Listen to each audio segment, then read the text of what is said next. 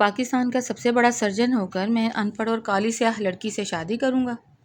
What a joke dead, عالیہ شاہ نے انتہائی ناگواری سے کہا، لیکن ڈیڈ نے اپنی قسم دے کر اس کی کالی سیاہ ہیر سے اس کا نکاح کر دیا۔ وہ بنا دلہن کا چہرہ دیکھے ساتھ والے کمرے میں سو گیا۔ اگلے دن دلہن سے بولا، میرے لیے لنچ میں ڈارم بنا دو، لیکن تمہیں کہاں بنانی آتی ہوگی؟ عالیہ شاہ نے مذاق اڑاتے ہوئے کہا، ڈارم کے ساتھ ترکی کا بوریک بھی بہت مزے کا ہے، وہ بھی بنا دوں؟ دلہن کی بات پر عالیہ کا منہ صدمے سے کھلا۔ تمہیں کیسے پتا ترکی کی ڈشز کا؟ عالیہ نے اپنی حیرت کو چھپانے کی ناکام کوشش کرتے ہوئے کہا۔ اس کی نظریں سامنے کھڑی لڑکی پر تھیں جس کی رنگت گندمی سے کافی گہری تھی، لیکن اس کی آنکھوں میں عجیب سی چمک اور اعتماد تھا۔ سرجن صاحب، رنگ کالا ہونے کا مطلب یہ تو نہیں کہ انسان کا دماغ بھی بند ہو؟ انٹرنیٹ تو سب کے پاس ہوتا ہے، ہیر نے ہلکی سی مسکراہٹ کے ساتھ جواب دیا اور کچن کاؤنٹر کی طرف بڑھ گئی۔ عالیہ کو اپنی توہین محسوس ہوئی۔ وہ پاکستان کا مانا ہوا پلاسٹک سرجن تھا، بڑے بڑے خوبصورت چہرے اس کے سامنے ہاتھ باندھے کھڑے ہوتے تھے، اور یہاں یہ عام سی لڑکی اس سے اس طرح بات کر رہی تھی۔ دیکھو، مجھ سے اس لہجے میں بات مت کرو، یہ شادی صرف میرے ڈیڈ کی قسم کی وجہ سے ہوئی ہے، تم میری لائف میں کوئی جگہ نہیں رکھتی ہو، عالیہ نے سخت لہجے میں کہا۔ ہیر نے مڑ کر اسے دیکھا، اس کے چہرے پر کوئی دکھ یا ندامت نہیں تھی۔ میں نے کب کہا کہ میں آپ کے دل پر راج کرنے آئی ہوں؟ آپ نے لنچ کا پوچھا، میں نے بتا دیا۔ اب بتائیں، بوریک کھانا ہے یا صرف ڈورم؟ کچھ بھی بنا دو، مجھے لگ رہا ہے تم صرف باتیں بنا رہی ہو، بنے گا تم سے کچھ نہیں۔ عالیہ نے طنز کیا اور لاؤنج کی طرف چلا گیا۔ اس کا دل اب بھی ماننے کو تیار نہیں تھا کہ ایک چھوٹے شہر کی لڑکی اتنی پر اعتماد ہو سکتی ہے۔ تقریباً 1 گھنٹے بعد کچن سے ایسی بہترین خوشبو آنے لگی کہ عالیہ کا دھیان موبائل سے ہٹ گیا۔ وہ اٹھ کر ڈائننگ ٹیبل پر آیا۔ ٹیبل پر بالکل پروفیشنل انداز میں ترکی کے ڈارم رولز اور گرما گرم بوریک سجا ہوا تھا، ساتھ میں پودینے کا رائتا بھی تھا۔ ہیر نے پلیٹ اس کے آگے رکھی۔ لیں، کھا کر بتائیں کہ پاکستان کے سب سے بڑے سرجن کے معیار پر پورا اترتا ہے یا نہیں؟ عالیہ نے پہلا نوالا لیا۔ ذائقہ تو لاجواب تھا، بوریک کی لیئرز بالکل پرفیکٹ تھیں اور چکن کی فیلنگ میں مسالے بالکل متوازن تھے۔ اس نے چاہا کہ برائی کرے، لیکن اس کا ضمیر گوارا نہیں کر سکا۔ ٹھیک ہے، برا نہیں ہے، عالیہ نے ادھورے دل سے تعریف کی۔ شکر ہے، ورنہ مجھے لگا شاید آپ کو ہضم نہ ہو، ہیر نے مسکرا کر کہا اور خود اپنے لیے پانی لینے کچن میں چلی گئی۔ عالیہ چپ چاپ کھانا کھاتا رہا، لیکن اس کے دماغ میں سوال گھوم رہے تھے کہ یہ لڑکی اتنی پرسکون کیسے رہ سکتی ہے جبکہ اس کا شوہر اس سے اتنی نفرت کرتا ہو۔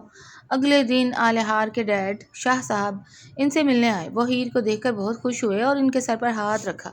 بیٹا عالیہ، تمہارا خیال تو رکھ رہا ہے نا؟ کوئی تنگ کرے تو مجھے بتانا، شاہ صاحب نے پیار سے کہا۔ جی ڈیڈ، بالکل ٹھیک ہیں، یہ بہت خیال رکھتے ہیں، ہیر نے عالیہ کی طرف دیکھ کر جھوٹ بولا، جس پر عالیہ نے حیرت سے اسے دیکھا۔ اس کا خیال تھا کہ ہیر فوراً شکایتیں لگانا شروع کر دے گی۔ جب شاہ صاحب چلے گئے تو عالیہ نے ہیر کو روکا۔ تم نے ڈیڈ سے جھوٹ کیوں بولا؟ تم بتا سکتی تھی کہ میں تم سے سیدھے منہ بات بھی نہیں کرتا۔ ان کا دل بلڈ پریشر کا مریض ہے، میں نہیں چاہتی میری وجہ سے ان کی طبیعت خراب ہو، اور ویسے بھی یہ ہمارا آپس کا مسئلہ ہے، کسی تیسرے کو شامل کرنے کی ضرورت نہیں، ہیر نے صاف گوئی سے کہا۔ عالیہ کو اس کی یہ بات اندر تک چھو گئی، لیکن اپنی انا کے باعث وہ خاموش رہا۔ اسی شام عالیہ کے ہاسپٹل کے کچھ قریبی دوست اور ڈاکٹرز اچانک بغیر بتائے اس کے گھر آ گئے۔ عالیہ نے جب بیل سنی اور دروازہ کھولا تو سامنے ڈاکٹر دانیال اور ڈاکٹر علیزے کھڑے تھے۔ علیزے عالیہ کو پسند کرتی تھی اور اس شادی سے شدید جلتی تھی۔ سرپرائز عالیہ، ہم تمہاری وائف سے ملنے آئے ہیں، علیزے نے اندر داخل ہوتے ہوئے اونچی آواز میں کہا۔ عالیہ کا رنگ اڑ گیا۔ وہ نہیں چاہتا تھا کہ اس کے ہائی فائی دوست ہیر کو دیکھیں۔ وہ کچن کی طرف بھاگا تاکہ ہیر کو کمرے میں چھپا سکے، لیکن تب تک ہیر لاؤنج میں آ چکی تھی۔ وہ بالکل سادہ کپڑوں میں تھی، بالوں کا جوڑا بنا ہوا تھا۔ علیزے نے ہیر کو سر سے پاؤں تک دیکھا اور اس کے چہرے پر ایک حقارت آمیز مسکراہٹ آ گئی۔ اوہ، تو یہ ہیں تمہاری بیگم؟ عالیہ، تم تو کہتے تھے تمہاری لائف پارٹنر کوئی ماڈل ہونی چاہیے، یہ تو کافی مختلف ہیں۔ علیزے نے مختلف کے لفظ پر زور دیتے ہوئے طنز کیا۔ دانیال کے علیزے کو کوہنی ماری کہ چپ رہے، لیکن علیزے باز نہ آئی۔ سوری، ہاں، پر مجھے لگا شاید کوئی ہاؤس ہیلپ ہے، وہ ہنس دی۔ عالیہ شرمندگی سے پانی پانی ہو رہا تھا، اس سے اپنے دوستوں کے سامنے کچھ بولا نہیں جا رہا تھا، لیکن ہیر بالکل پرسکون کھڑی رہی۔ جی، رنگ کا گہرا ہونا اور سادگی اکثر لوگوں کو دھوکے میں ڈال دیتی ہے، ہیر نے علیزے کی آنکھوں میں آنکھیں ڈال کر کہا۔ آپ لوگ بیٹھیں، میں چائے لے کر آتی ہوں۔ کچھ ہی دیر میں ہیر چائے اور اس کے ساتھ ہوم میڈ پین کیکس اور سنیکس لے آئی۔ علیزے اب بھی اسے نیچے دکھانے کا موقع ڈھونڈ رہی تھی۔ ویسے ہیر تم نے پڑھائی کہاں تک کی ہے؟ میٹرک تو کر ہی لیا ہوگا، کیونکہ آلیار جیسے سرجن کے ساتھ میچ کرنے کے لیے تھوڑی بہت سمجھ بوجھ تو ہونی چاہیے، علیزہ نے چائے کا کپ اٹھاتے ہوئے پوچھا۔ آلیار نے غصے سے علیزہ کو دیکھا۔ علیزے پلیز۔ نہیں آلیار، اٹس اوکے۔ ہیر نے آلیار کو روکا اور علیزے کی طرف مڑی۔ میں نے لاہور سے ہی پڑھا ہے، زیادہ تو نہیں، بس انگلش لٹریچر میں ماسٹرز کیا ہے اور ابھی آن لائن بزنس مینجمنٹ کا ڈپلومہ کر رہی ہوں۔ اگر آپ کو میری کسی ڈگری کی ویریفیکیشن چاہیے تو میں لا سکتی ہوں۔ ہیر کی صاف اور فرفر انگلش سن کر علیزے کے ہاتھ سے چائے کا کپ چمچ سے ٹکرا گیا۔ دانیال کی بھی ہنسی چھوٹ گئی۔ آلیار کا منہ ایک بار پھر صدمے سے کھل گیا۔ اسے خود نہیں پتا تھا کہ ہیر اتنی پڑھی لکھی ہے۔ اور ہاں، ہیر نے علیزے کے قریب ہو کر نرمی سے کہا، خوبصورتی چہرے کو بدلنے سے نہیں، سوچ کو بدلنے سے آتی ہے۔ آلیار پلاسٹک سرجن ہیں، وہ چہرے تو ٹھیک کر سکتے ہیں لیکن کسی کی چھوٹی سوچ کو نہیں۔ علیزے کا چہرہ غصے سے لال ہو گیا، وہ فوراً اٹھ کھڑی ہوئی۔ آلیار ہمیں کچھ کام ہے، ہم چلتے ہیں۔ دوستوں کے جانے کے بعد لاؤنج میں گہرا سکوت تھا۔ آلیار صوفے پر بیٹھا ہیر کو دیکھ رہا تھا جو برتن سمیٹ رہی تھی۔ اس کے دل میں پہلی بار ہیر کے لیے ایک عجیب سا احترام پیدا ہوا تھا، لیکن ساتھ ہی اس کی مردانہ انا کو بھی ٹھیس پہنچی تھی۔ تم نے مجھ سے یہ سب کیوں چھپایا؟ آلیار نے گہری آواز میں پوچھا۔ ہیر نے برتن ٹرے میں رکھے اور اس کی طرف دیکھا۔ آپ نے پوچھا ہی کب تھا؟ آپ نے تو پہلے ہی دن مجھے ان پڑھ اور کالی سیاہ کہہ کر مسترد کر دیا تھا۔ جب آپ نے چہرہ ہی نہیں دیکھا تو میری سیرت اور تعلیم تک آپ کی نظر کیسے جاتی؟ آلیار کے پاس اس بات کا کوئی جواب نہیں تھا۔ وہ اٹھ کر اپنے کمرے کی طرف جانے لگا، لیکن ہیر کی اگلی بات نے اس کے قدم وہیں روک دیے۔ ایک بات یاد رکھے گا آلیار شاہ، میں یہاں شاہ صاحب کے احترام میں آئی ہوں۔ جس دن مجھے لگا کہ میری عزت نفس کا تماشا بن رہا ہے، میں ایک منٹ بھی اس گھر میں نہیں رکوں گی، چاہے آپ کے ڈیڈ کتنی ہی قسمیں کیوں نہ دے دیں۔ اگلے چند دن دونوں کے درمیان ایک خاموش جنگ کی طرح گزرے۔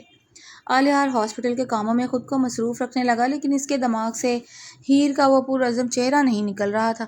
ایک رات آلیار ہاسپٹل سے لیٹ لوٹا۔ پورا گھر اندھیرے میں ڈوبا ہوا تھا۔ اس نے سوچا کہ ہیر سو چکی ہوگی۔ جیسے ہی وہ کچن میں پانی پینے گیا، اسے ہیر کے کمرے سے کسی کے دھیمے دھیمے رونے کی آواز آئی۔ آلیار کے قدم رک گئے۔ وہ آہستہ سے ہیر کے کمرے کے ادھ کھلے دروازے کے پاس آیا۔ ہیر بیڈ پر بیٹھی ایک پرانی ڈائری ہاتھ میں لیے بری طرح رو رہی تھی اور کسی کی تصویر کو چوم رہی تھی۔ کاش آپ یہاں ہوتے، میں تھک گئی ہوں اس روز روز کی نفرت سے، میں یہاں مزید نہیں رہ سکتی۔ ہیر سسکیاں لیتے ہوئے اکیلے میں بول رہی تھی۔ آلیار نے غور سے دیکھا۔ وہ تصویر شاہ صاحب کی نہیں تھی بلکہ کسی نوجوان لڑکے کی تھی۔ آلیار کا دل دھک سے رہ گیا۔ یہ لڑکا کون تھا اور ہیر اس کے لیے اس طرح کیوں رو رہی تھی؟ آلیار نے غصے اور بے چینی میں دروازہ پورا کھول دیا۔ ہیر یہ سب کیا ہے؟ ہیر نے گھبرا کر فوراً ڈائری بند کی اور تصویر کو اپنے دوپٹے کے پیچھے چھپا لیا۔ اس کی آنکھیں سرخ تھیں اور چہرے پر خفگی کے آثار تھے، صاف نظر آ رہے تھے۔ آپ بغیر پوچھے میرے کمرے میں کیسے آ سکتے ہیں؟ ہیر نے اپنی آواز کو سنبھالتے ہوئے کہا، لیکن اس کی سسکیاں ابھی پوری طرح رکی نہیں تھیں۔ میں اس گھر کا مالک ہوں ہیر، اور مجھے یہ جاننے کا پورا حق ہے کہ میری بیوی میرے ہی گھر میں بیٹھ کر رات کے اس پہر کس مرد کی تصویر لے کر رو رہی ہے؟ آلیار نے غصے سے قدم آگے بڑھاتے ہوئے کہا۔ اس کا لہجہ سخت اور تیکھا تھا۔ ہیر بیڈ سے کھڑی ہو گئی۔ اس نے ڈائری کو مضبوطی سے اپنے ہاتھ میں پکڑا۔ یہ میری پرسنل لائف ہے آلیار صاحب، آپ کا مجھ سے کوئی رشتہ نہیں ہے۔ آپ نے خود یہ بات پہلے دن کہی تھی، پھر اب یہ تفتیش کیوں؟ رشتہ نہیں ہے تو کیا ہوا؟ نام تو میرا جڑا ہے نا تمہارے ساتھ۔ اگر تم کسی اور کو پسند کرتی ہو تو میرے باپ کی زندگی داؤ پر لگا کر اس گھر میں کیوں آئی ہو؟ آلیار نے چلا کر کہا۔ ہیر نے گہرا سانس لیا۔ اس کی آنکھوں میں آنسو تھے لیکن وہ کمزور نہیں لگ رہی تھی۔ آپ کی سوچ واقعی بہت چھوٹی ہے۔ ہر روتا ہوا انسان کسی عشق کے چکر میں ہی نہیں رو رہا ہوتا۔ یہ میرے بھائی کی تصویر ہے، میرے جڑواں بھائی حسن علی کی۔ آلیار ہکا بکا رہ گیا۔ اس کا غصہ ایک سیکنڈ میں جھاگ کی طرح بیٹھ گیا۔ تمہارا بھائی؟ جی میرا بھائی۔ وہ پچھلے 1 سال سے بستر پر ہے، ایک ایکسیڈنٹ کی وجہ سے۔ میں اس سے بہت پیار کرتی ہوں اور اس کی یہ حالت مجھ سے دیکھی نہیں جاتی۔ اب مل گیا آپ کو جواب، یا ابھی مزید کچھ اور بھی تہمتیں لگانی ہیں؟ ہیر نے ڈائری میز پر پٹکتے ہوئے کہا اور منہ دوسری طرف کر لیا۔ آلیار کو اپنی جلد بازی اور شک پر شدید شرمندگی ہوئی۔ وہ کچھ کہنا چاہتا تھا لیکن الفاظ نے اس کا ساتھ نہیں دیا۔ وہ بغیر کچھ کہے الٹے قدموں کمرے سے باہر نکل گیا۔ اگلی صبح آلیار ڈائننگ ٹیبل پر بیٹھا ناشتے کا انتظار کر رہا تھا، لیکن ہیر کچن سے باہر نہیں آئی۔ جب کافی دیر ہو گئی تو وہ خود کچن میں گیا۔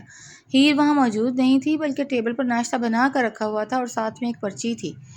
پرچی پر لکھا تھا میں 2 دن کے لیے اپنے میکے جا رہی ہوں اپنے بھائی سے ملنے۔ شاہ صاحب کو میں نے فون پر بتا دیا ہے کہ میں اپنی مرضی سے جا رہی ہوں، اس لیے آپ کو پریشان ہونے کی ضرورت نہیں ہے۔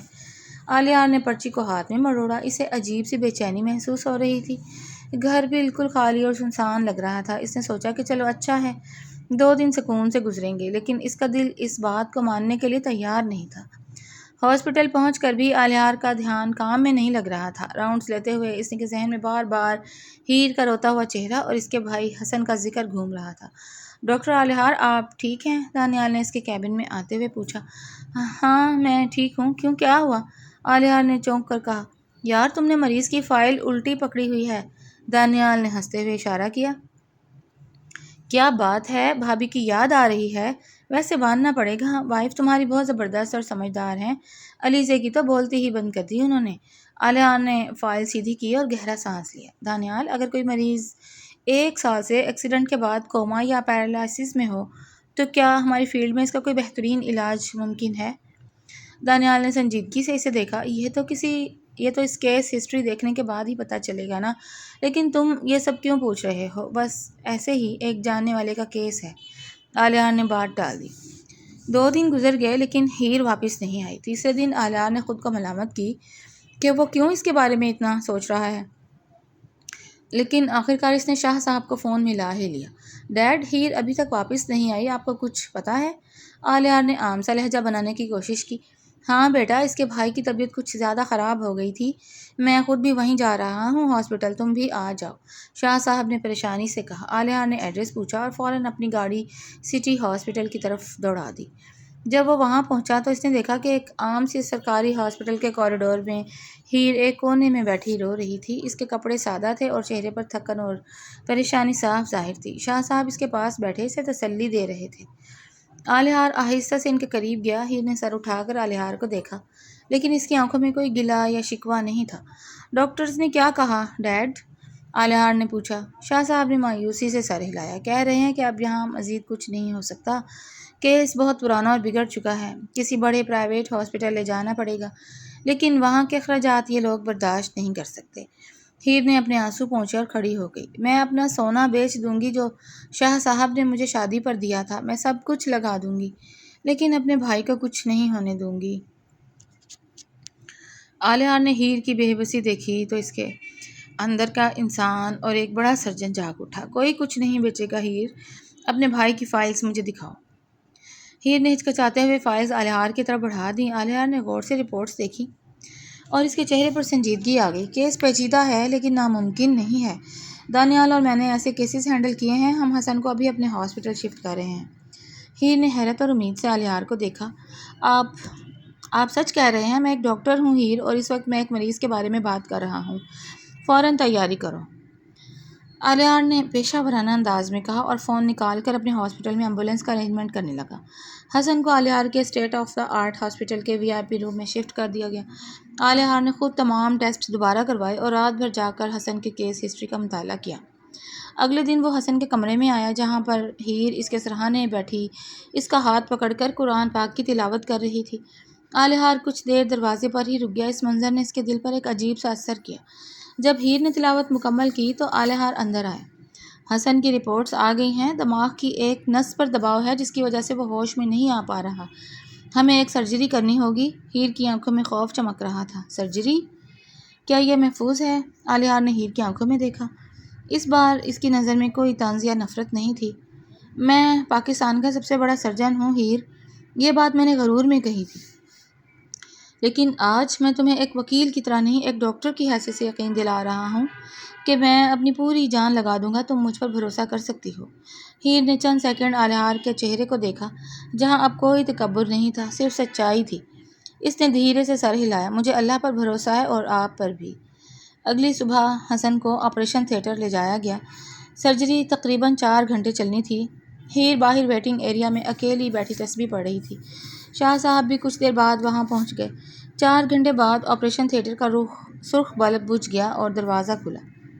آلیار ماسک ہٹاتے ہوئے باہر آئے۔ وہ کافی تھکا ہوا لگ رہا تھا، لیکن اس کے چہرے پر ایک اطمینان تھا۔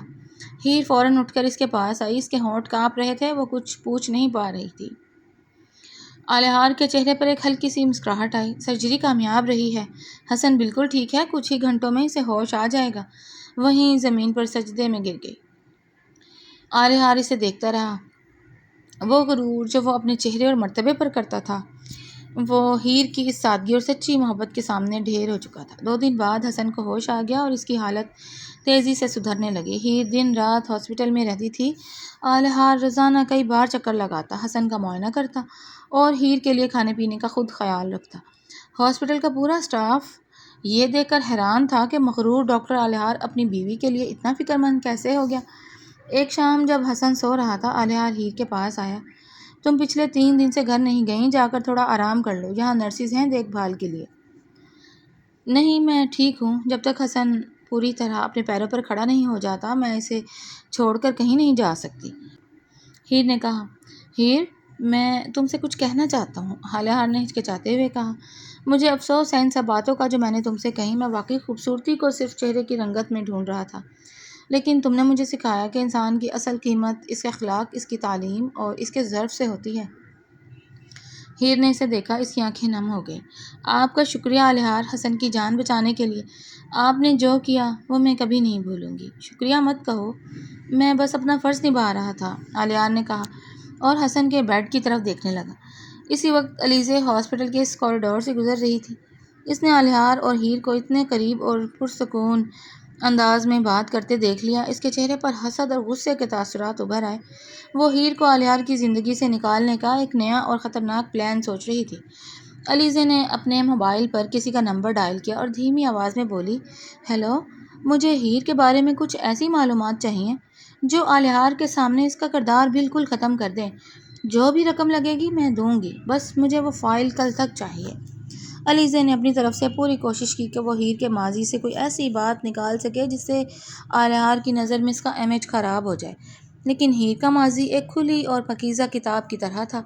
जब अलीज़े को कुछ ना मिला तो इसने हसन के इलाज के बहाने हीर के ख़ानदान के गरीबाना पस मंज़र की कुछ झूठी सच्ची कहानियाँ बनाकर हॉस्पिटल में उड़ाने की कोशिश की। एक दिन अलीज़े आलिहार के कैबिन में आई और तंज़न बोली, आलिहार, तुम्हारे वाइफ के भाई का इलाज तो फ्री हो रहा है, लेकिन हॉस्पिटल के फंड्स का क्या? कहीं ऐसा तो नहीं कि ये लोग सिर्फ तुम्हारे पैसे और पोजीशन का फ़ायदा उठाने आए हैं? आलिहार ने गुस्से से अलीज़े की तरफ देखा। इसकी आंखों में अब अलीज़े के लिए सिर्फ नफ़रत थी। अलीज़े, हीर इस हॉस्पिटल के मालिक यानी मेरी बीवी है और हसन मेरा साला है। इनका इलाज कहाँ और कैसे होना चाहिए ये मेरा ज़ाती फ़ैसला है। और जहाँ तक फ़ंड्स की बात है तो इस सर्जरी के तमाम अखराजात मैंने अपनी जेब से अदा किए हैं।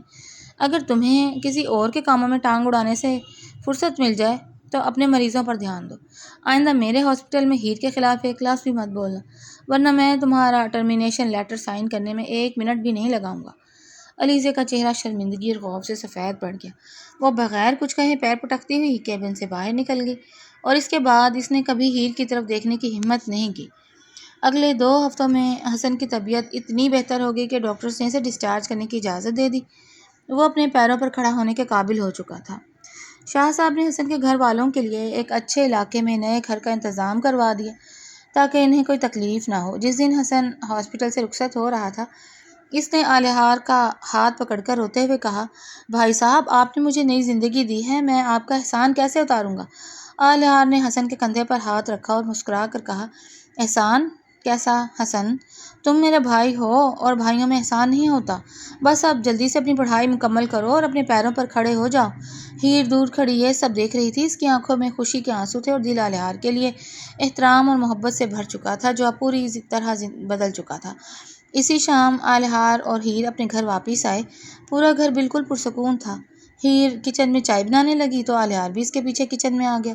हीर, आलिहार ने धीरे से पुकारा। हीर ने मुड़कर देखा। जी। आलिहार ने अपनी जेब से खूबसूरत मखमल का बॉक्स निकाला और इसे हीर की तरफ बढ़ा दिया।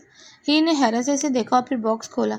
अंदर एक बेहद खूबसूरत और कीमती डायमंड रिंग चमक रही थी। ये क्या है? हीर ने पूछा। ये तुम्हारे लिए है। हमारी शादी पर मैंने तुम्हें दुल्हन तस्लीम नहीं किया था, ना ही कोई तोहफ़ा दिया था। ये मेरी तरफ से एक नई शुरुआत की पेशकश है। आलिहार ने इंतहाई नरमी और सच्चाई से कहा। हीर, मुझे पता है मैंने शुरू में बहुत बड़ी गलती की, इंसान को इसके चेहरे की रंगत से जज किया, लेकिन तुमने अपनी सादगी और इखलाक और मोहब्बत से मेरा दिल जीत लिया। کیا تم پاکستان کے اس مغرور سرجن کو معاف کر کے سچے دل سے اپنی زندگی میں قبول کرو گی؟ ہیر کی آنکھوں سے خوشی کا آنسو گرا۔ اس نے انگوٹھی ایک طرف رکھا اور پھر آلیہار کی آنکھوں میں جھانکا، جہاں اب صرف اس کے لیے بے پناہ محبت تھی۔ میں نے آپ کو اس دن معاف کر دیا تھا جس دن آپ نے میرے بھائی کی جان بچائی تھی، ہیر نے مسکرا کر کہا۔ آلیہار نے مسکرا کر انگوٹھی ہیر کی انگلی میں پہنا دی اور اس کا ہاتھ اپنے دونوں ہاتھوں میں لے لیا۔ دونوں کے چہروں پر ایک سچی مسکراہٹ تھی، کیونکہ وہ جان چکے تھے کہ محبت چہروں کی محتاج نہیں ہوتی، یہ تو روح سے رشتہ ہوتا ہے۔